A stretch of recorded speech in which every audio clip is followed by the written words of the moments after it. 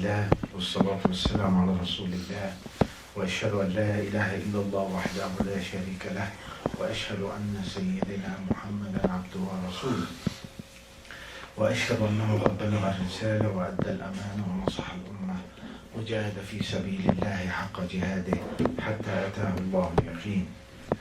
Inshallah, in the continuation of the Muslim family series, now we are talking about what constitute your action, your life. What are the laws that constitute the life which is supposed you yourself to live by and to enforce it in your household, so inshallah you can fulfill the purpose and please Allah subhanahu wa ta'ala.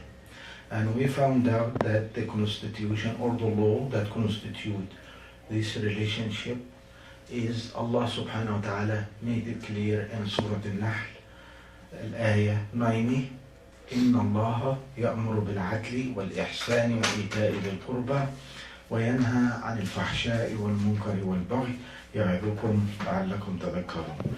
And I explained the meaning of each one of those, and after that we are now focusing about al-adl, which is the justice, or what basically means that you are giving everyone that you deal with what's to do for them, or what is the right and obligation according to the Quran and the Sunnah.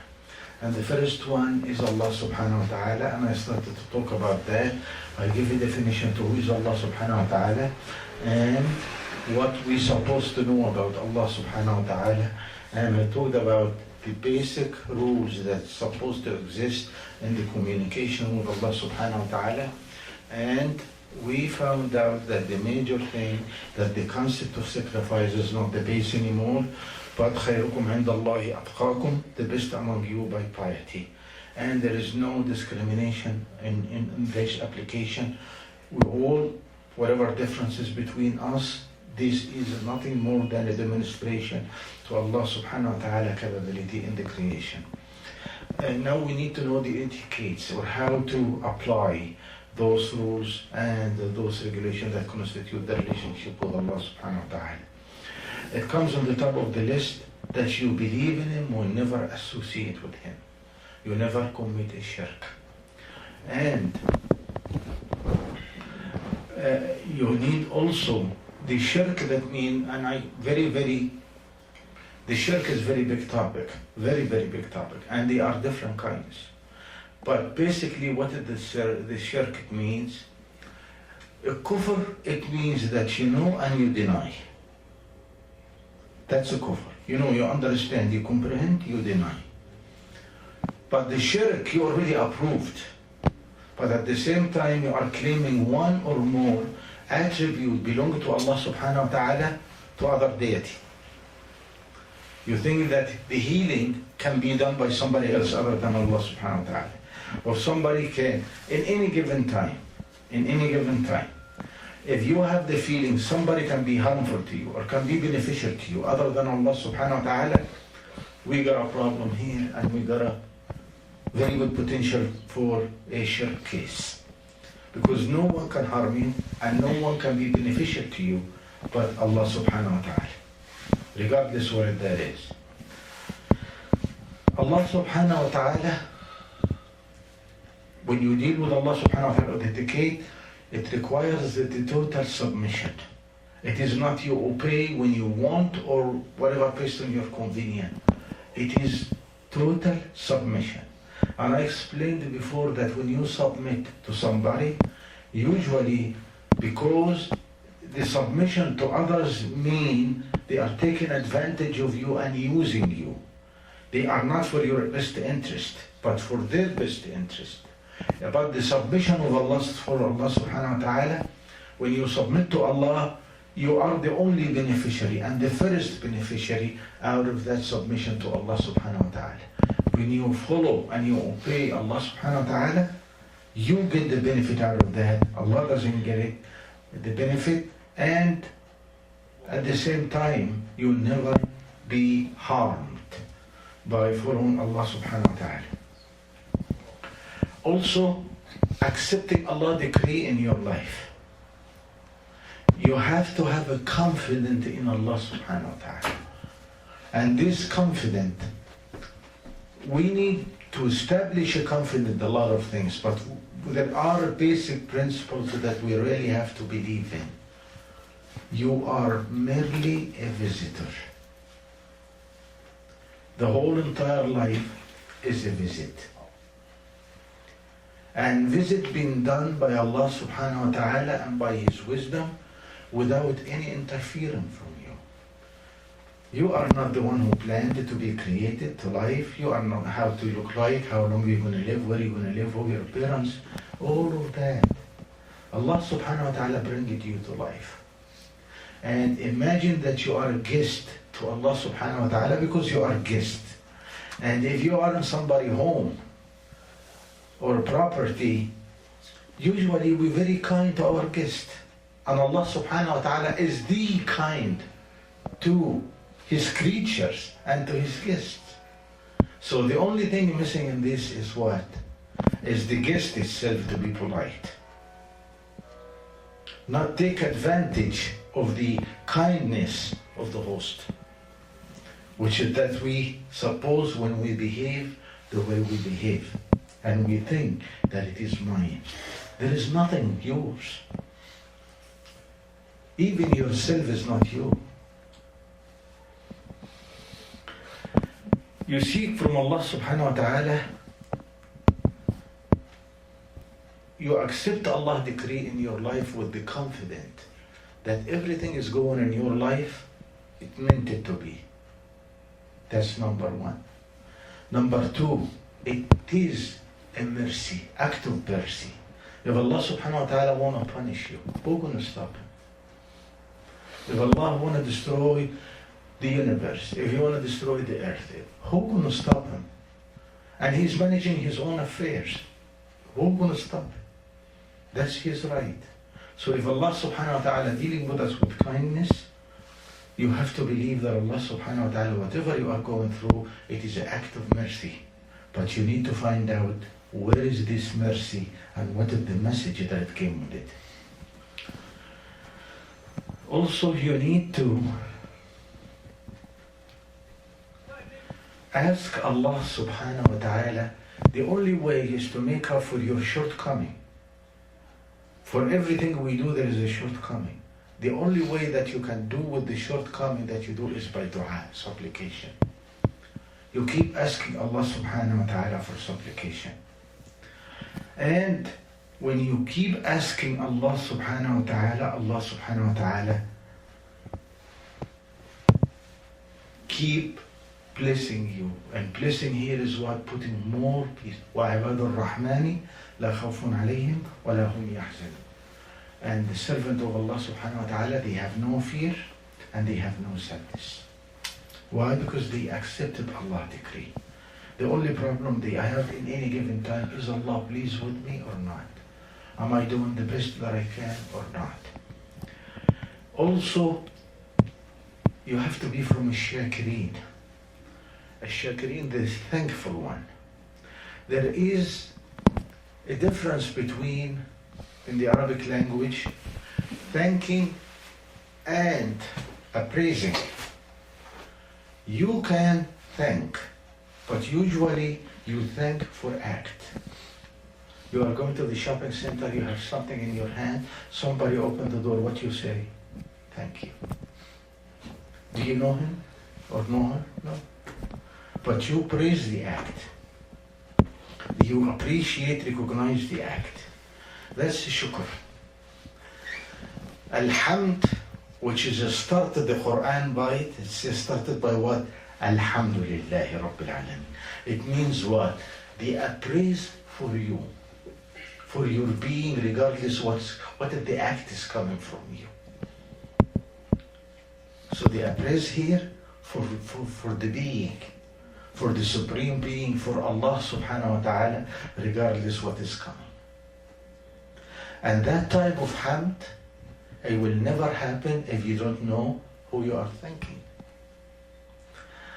Okay. You thank Allah subhanahu wa ta'ala, now you recognize what He's been given to you.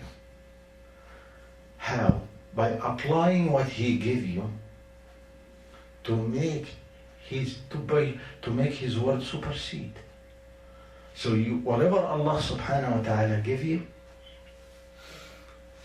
you use it to strengthen your belief and apply it the way that Allah subhanahu wa ta'ala wanted. When you listen to Sayyidina Sulaiman, I want to make the long story short about the ant, and when he heard what he said, ربي أوزع لي أن أشكر نعمتك التي أنعمت علي وعلى والدي وأن أعمل عملا صالحا ترضاه. Show me how to use this gift to please you, not to abuse it or to misuse it or neglect it.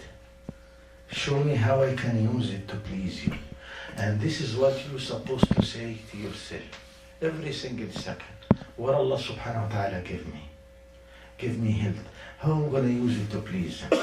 He gave me money. How am I going to use it to please Him? He gave me knowledge. How am I going to use it to please Him? He gave me time. How am I going to use it to please Him? Everything Allah giving you is a ni'mah, is a blessing. You have to have the strategy and the mind how you use it to please Allah subhanahu wa ta'ala. This is how you thank the blessing of Allah subhanahu wa ta'ala. You never be despair or disappointed or lose hope in Allah's mercy. These are terminology, they do exist in the dictionary and they're going to stay there. In the Muslim life, there is no such a thing called despair, there is no such called disappointment, there is no such thing called losing hope in Allah subhanahu wa ta'ala mercy. You can't. Because Allah subhanahu wa ta'ala is saying, Rahmati wasi'at kulla shay. My mercy can contain everything. And Allah can change everything. You have to be confident and relax about Allah's capability that He can change anything and He can change everything in no time and in no reason. We are sitting down here getting the fruit of the sincerity of one man, Sayyidina Muhammad alayhi salatu wassalam. He never lost hope, he never got despair or gave up. And look at the fruit of the tree that he planted. It gets to the point that even we don't know the language of each other, but we are communicating very well with each other. What kind of a miracle is this? And it is happening every single second. You have to understand all the time, Inna Allah Ra'ufun Rahim. And I understand Dr. Ali, mashallah, he's doing in his series about the names of Allah subhanahu wa ta'ala, he's doing, may Allah bless him, a lot of good effort in that. There is a Ra'uf and there is a Rahim. We already know the word about Rahim. Rahim, it means what? The one who is capable of preventing harm before it happens. And bringing and identify your need and give it to you before you ask for it. So imagine that you are, Allah will wait till you feel the need for the air and He will give it to you. What will happen to you? Allah give it to you before you ask for it, even before you know that you need it. And this is a rahmah. But Ra'uf, what does it mean, Ra'uf?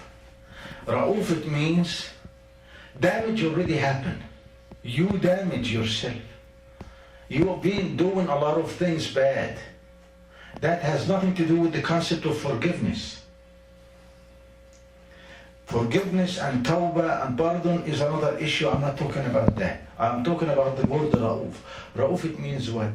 The one is capable of lifting the harm now. That it do exist. So, Rahim, He will prevent it from happening. Ra'uf, it means He can lift it now.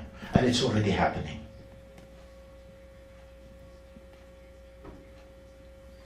So the harm that you caused by yourself, to yourself, the only one who can lift it, Al-Ra'uf, Allah subhanahu wa ta'ala, can lift that. So you need to understand it all time.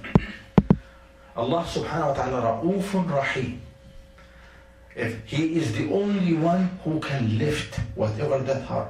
It can be sickness, it can be crisis, it can be whatever that is. Allah is the only one who can do it. Also, another thing that we need to look at is sometimes when you are doing the act of obedience, you have to be more careful as well as, and maybe more, of disobeying. Because in sometimes the act of disobedience can be better for you than the act of obedience. And I mean what I said. I didn't say it wrong. If you do an act of obedience that can make you take the rest of your life for granted, and you think you got it, and you did, and you deceive yourself, and you think that's give you privileges, and you started to act based on that, that is better, or a slip or act of disobedience, alarm your conscience, waken it up, and make you call for forgiveness and for raja and for hope for Allah forgiveness, and make you run again to Allah mercy. And the first one, even if it looks good, but it make you slip out. And the second one make you run in. So when you do the good deed, you have to be very, very careful. Is that getting you closer to Allah, or it is not getting you closer to Allah subhanahu wa ta'ala? And never take anything for granted. If you do a good deed, you finish doing that good deed, whatever that is, with the hope of acceptance. Allah subhanahu wa ta'ala will accept. And the hope that Allah will forgive all the shortcomings that you did, even when you are doing this one.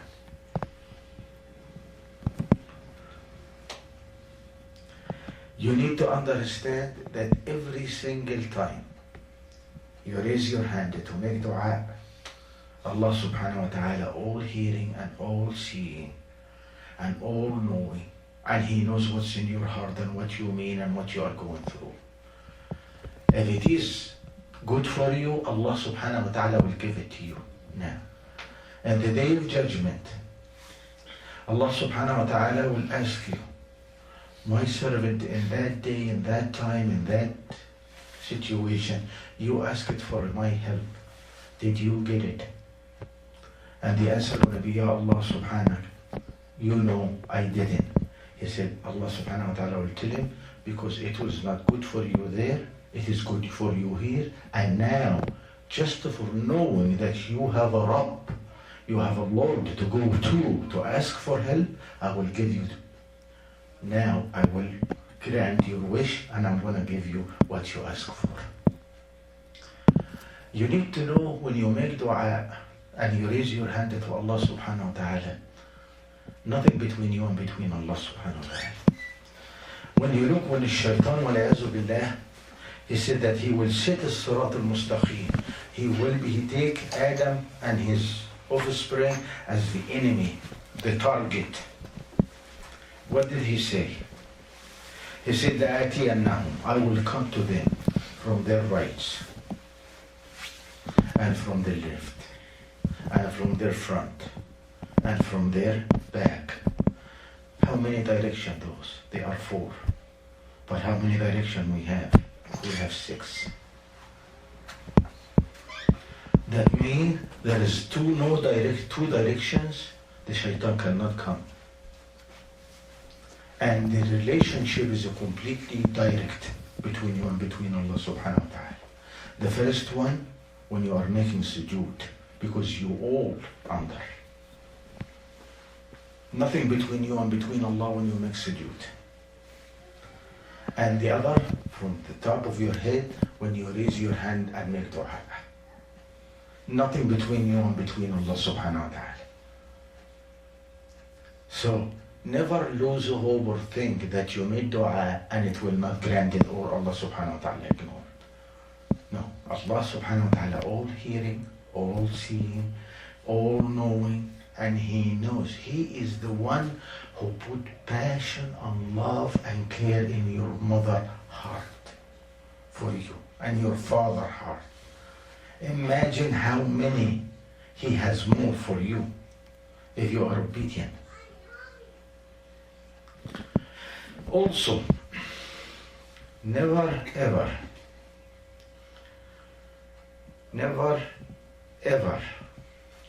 doubt Allah's justice. The minute the oppressor, the minute the wrongdoer start doing his planning and act or her planning or act, the counter attack or the counter protection already started from Allah subhanahu wa ta'ala to you. Allah justice subhanahu wa ta'ala, not a subject of discussion, not a subject of doubt. Allah is all wise and all kind and all just. Allah's justice subhanahu wa ta'ala, maybe what you think it is harmful can be very beneficial to you. And what you think it can be very beneficial to you can be very harmful to you. But whomever, Allah will settle their account in this life or in the hereafter.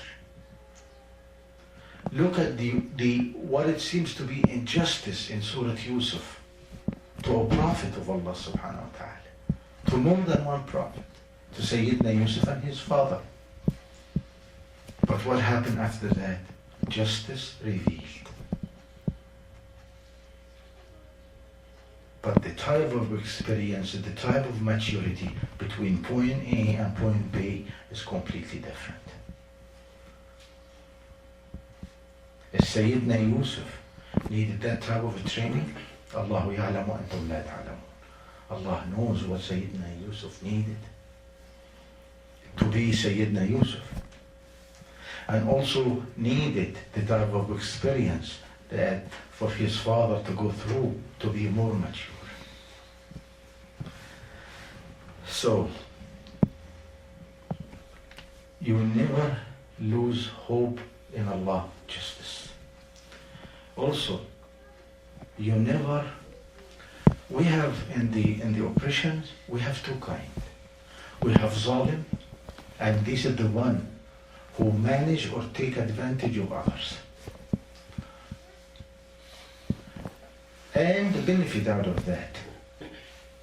But we have another kind, and he is the worst. Zalimun li nafsih.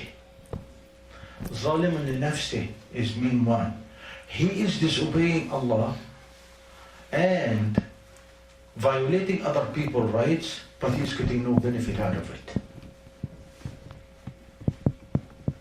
He's not getting any benefit out of it. The one who is following a dictator and telling him, kill. Oh, you killed, but who is getting the benefit? The dictator, not you. When somebody gonna misuse your car for whatever reason is, and you give him, and he come and ask you for the keys, and you give him the key, you are partner with him in this sin. He got the car and he used it, but you didn't do anything. But at the same time, you share the sin. So you are zalimun li nafsik. You have two kinds. You have a zalim and you have zalim li nafsik. You have to be alert. And you have to be careful about not to be in either. Also, one of the things I hope and I pray that I'm going to come the day that I see it and the way we communicate with each other. لا طاعة لمخلوق في معصية الخالق. There is no obedience to none.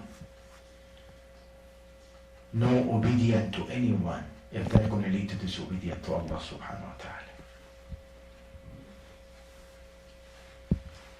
even the people that Allah subhanahu wa ta'ala put in the higher status, which is your parents, what he said, وَإِنْ جَاهَدَاكَ عَلَىٰ أَن تُشْرِكَ بِمَا لَيْسَ لَكَ بِهِ عِلْمٍ فَلَا تُطِعْهُمَا وَصَاحِبْهُمَا فِي الدُّنْيَا مَعْرُوفًا. Even your parents, if they command you to do the shirk, which is the major one, do what? Do not obey them, and be kind to them.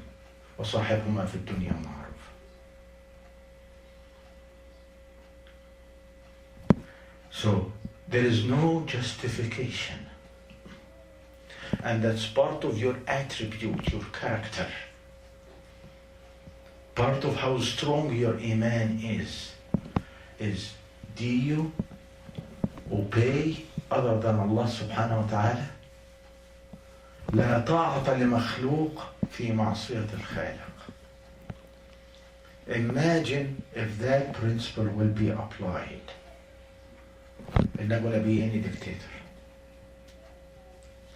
I really don't believe among the human being there is something called a superhuman being. In a sense of he come and dictate and take advantage and abuse and rule and dominate others. Because he's strong and they are less strong. No. But I think he is devious enough, or she is devious enough to know how to invest your weakness. They know how you feel weak. And after that they come and they take your strength and add it to them. And multiply that. And this is how dictator rules. Look at between what I'm saying, dictator rules, and look at somebody like Umar ibn al-Khattab and the personality that every Muslim had to stand up and question Umar ibn al-Khattab. And not only to question him, but question his integrity. That is the type of attitude that we need to build a community and to build a family. A family, every member in it, and community, every member in it, know how to respect the other rights, how to respect the other feelings, but at the same time, he will never go with the flow. If that flow gonna lead to disobedience of Allah subhanahu wa ta'ala. Even if you have to stand alone. Why not? There is nothing wrong at all with the standing alone. Because when you are a stand alone, لا تحزن إن الله معنا. You are in the care of Allah subhanahu wa ta'ala. And who can be more happy? Who can be more happy than the person that he knows is doing what he is doing, man or woman, only devoted to please Allah subhanahu wa ta'ala. So, all of these, so dua, supplication, submission, confident in Allah subhanahu wa ta'ala, mercy and Allah's justice, never associate with Him. All of these, there are etiquettes, constitute the relationship with Allah subhanahu wa ta'ala. Let us seek forgiveness from Allah subhanahu wa ta'ala and guidance and blessing. And ask Him to bless our gathering and forgive all our sin and all our shortcomings. And give us the wisdom and the courage to study the teaching of the Holy Quran and the teaching of Sayyidina Muhammad sallallahu alayhi wa sallam in paradise.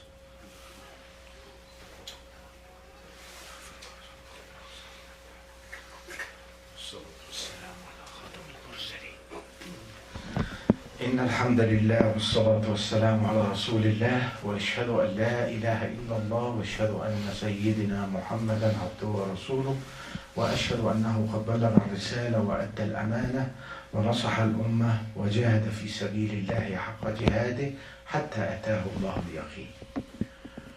All of these khutab, they are nothing mainly more than highlights that it can help us to go and investigate more, or to know more, or to ask more, or to direct our reading to a certain area. The last subject that I want to talk about, inshallah, in this, which is going to be very short, even if that is the activity of a lifetime, is how to recognize Allah subhanahu wa ta'ala. I said before, the old theory that the human being all the time, when he recognizes the existence of something and he cannot verify by the five senses, what he does, use imagination to create it. And I give example about how the devil look like, or how the angel look like. And in the devil we got all the attributes, the red color, the skinny body, tail, spear, all of those, the things that we are afraid of, represent danger, represent harm. And we said this is how the devil look like. Who said that this is how the devil look like? And we talk about angel, light background, cuddly body, woman or a child toddler, wings. And who said this is how the angel look like?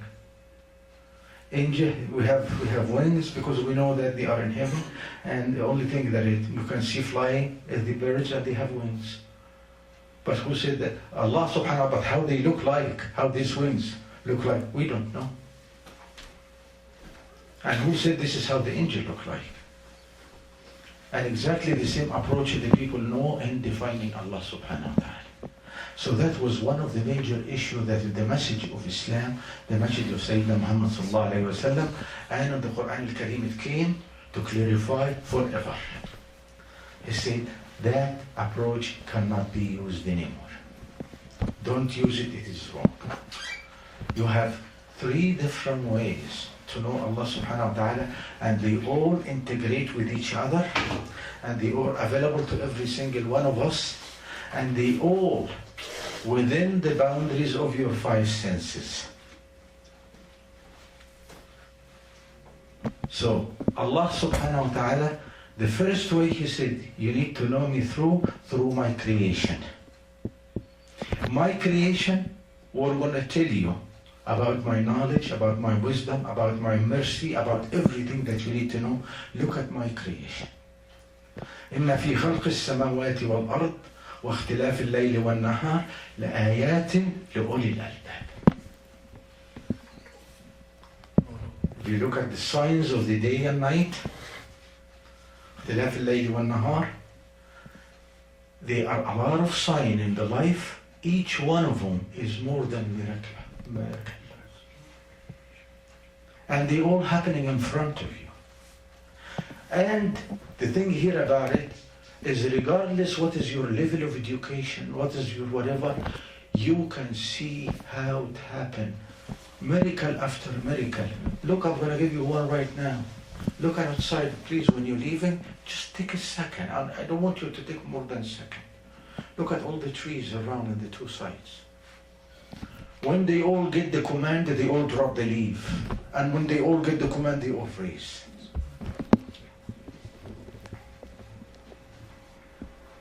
How would that happen? Symphony. Perfection. How does the bird fly without no runways? How they maneuver? What kind of a navigation system? What kind of education they got? What kind of a navigation school they went to? How many creatures they can live in more than one environment at the same time, and other two in no time? The bird can be in heaven, can fly, and he can be on the ground at the same time. Some birds can be flying, can be in water, and can be on the earth, and they live in the three different habitats. And you see them. But how they balance?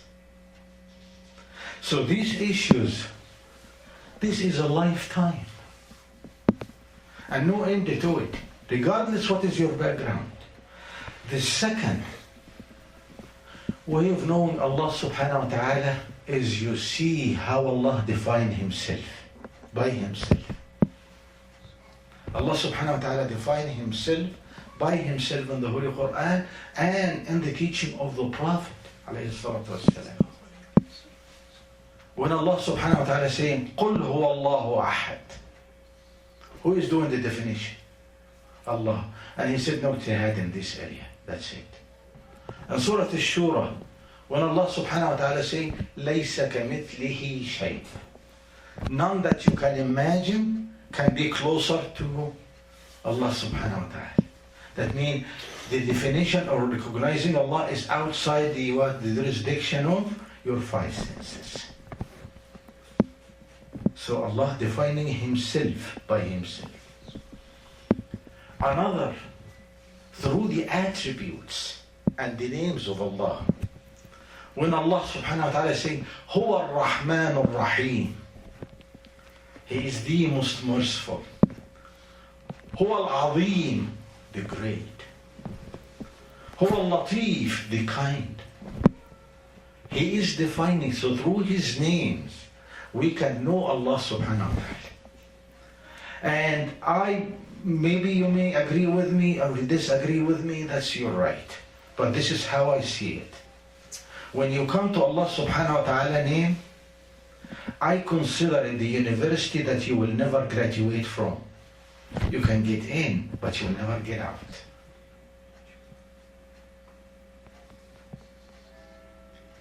Just to live with every single name of him.